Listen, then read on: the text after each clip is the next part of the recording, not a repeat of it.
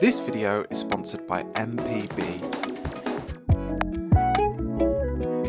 Every now and again, when I post a photo online, be it on this YouTube channel or on Instagram or wherever really, I will get some comments to the effect of, "Ooh, that sky looks a bit bright," or "Ooh, have you checked the histogram?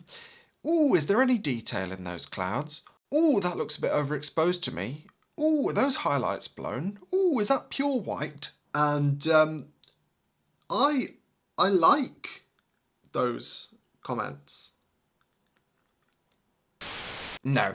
Truth is, when you have a YouTube channel, you get quite used to the idea of your photos not being to everybody's taste, and that's absolutely fine. But I do find when I get comments like that I think an awful lot about the process of learning and teaching photography and the flaws within that process, because I think there is one major one.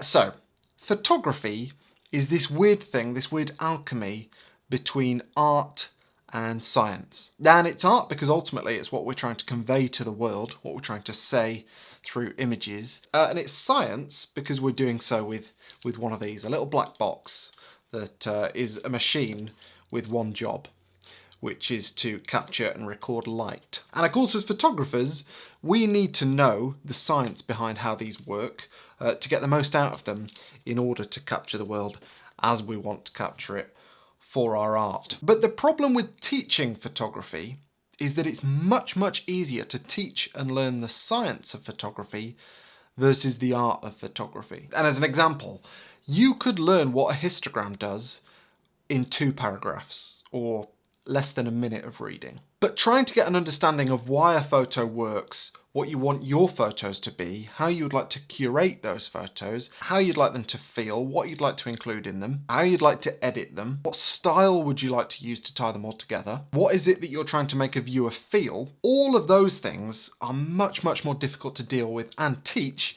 because basically you're dealing with grey there.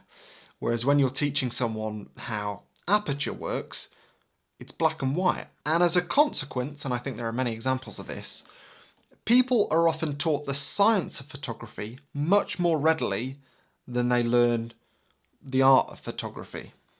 Shout out to Ted. And so yeah, basically that's what I'm going to talk about today, very briefly, with the help of 4 or 5 photos that I took in Portugal last week. So here is one of those photos that I took in Portugal last week, and this is exactly the kind of image that I would expect lots of those comments on, because as you can see, there isn't a huge amount of detail in the sky and lots of the photo is very, very bright. And to tell you the truth, there's a very simple reason that I've chosen with this image and many of my other images to not have much detail in the sky and to make everything super bright. And it comes down to something I spoke about in a video months and months ago now, about composing and about the relationship between a subject and the supporting subject, which is to say anything other than the subject which is in a photo. Now, in short, your photo should consist of a subject, and then all the other stuff around the subject should be supportive of that subject. And if it's not,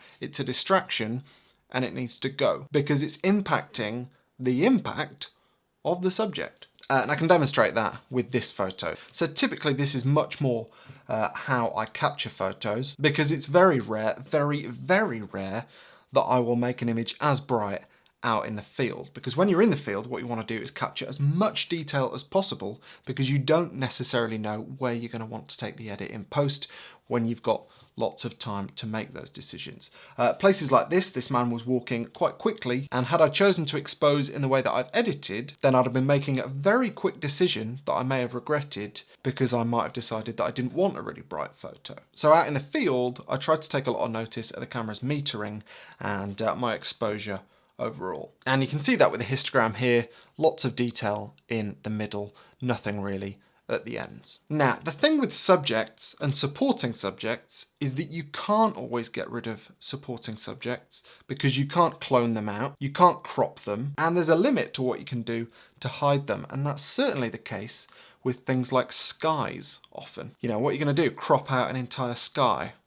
Doesn't really work. And so what you have to work out is how am I going to limit the distractions around the subject and therefore make the subject stand out more? And how am I going to get people looking at what I want them to look at in the photo? So in this shot, for instance, there are two things I don't want people to look at particularly. This landmass back here, because I don't think it's particularly adding to the photo, and the sky, because, I mean, it's just a blue sky with some clouds.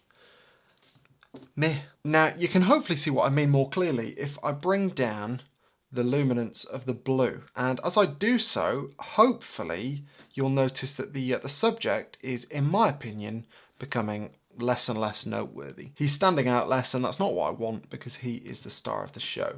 Whereas if I take the luminance of the blues back up, he starts to stand out a lot more, which is exactly what I want. Now, of course, this won't always be the case. Sometimes you have a really noteworthy sky, perhaps it's really stormy and moody, and that can definitely add to your subject. It can be a supporting subject that adds impact to your main subject.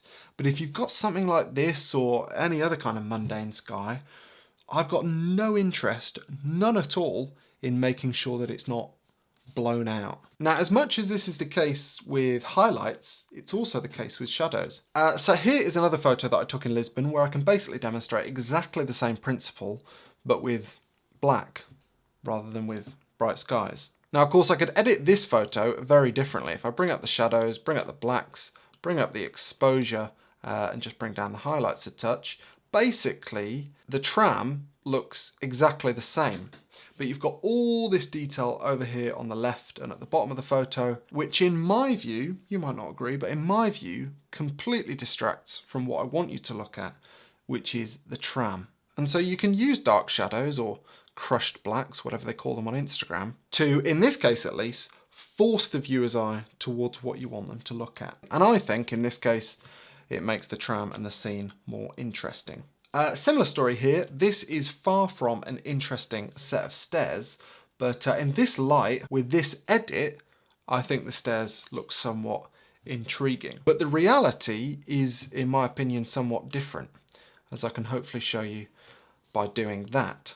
As you can see, pretty ugly staircase that just goes straight up. But if you hide some of the detail, then all of a sudden I don't know where these stairs go, I don't know if they loop round, and I'm not at all distracted by the mess in the background. And so it's my view that our job as photographers is to use whatever tools we have at our disposal to limit distractions and raise the impact of our subjects. And for me, hiding detail is just one of those tools. So yeah, as I say, when it comes to editing, my only concern is making my subject stand out as much as possible. And if that means blowing my highlights, I've got no issue with it at all. Also, all these images have been edited with my presets. There was a sale on last week, a Black Friday sale, which unfortunately is over now. But because you're watching this video, if you would like half price off my presets, just follow this discount code, which I'll keep live for a period of time after this video's gone live. And a big thank you for watching. Hopefully that was useful / interesting, and a huge thank you to the sponsor of this week's video, MPB. Now, I don't have favourite sponsors. I'm grateful for them all, but MPB is, you know, I mean, I've bought most of my gear on MPB, so I don't have favourites, but...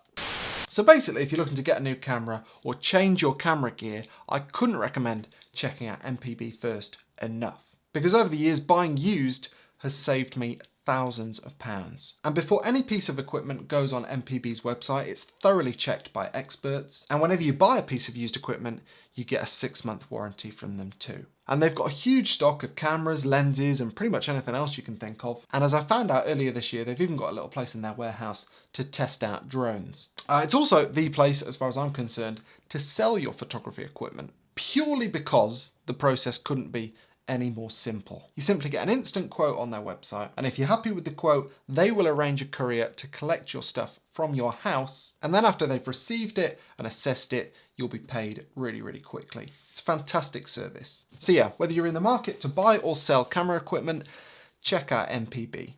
So yes, links in the description. Then I'm going to go for a walk, I think. Well, it's dark now. Trouble with winter, isn't it? I'm not going to be blowing my highlights now.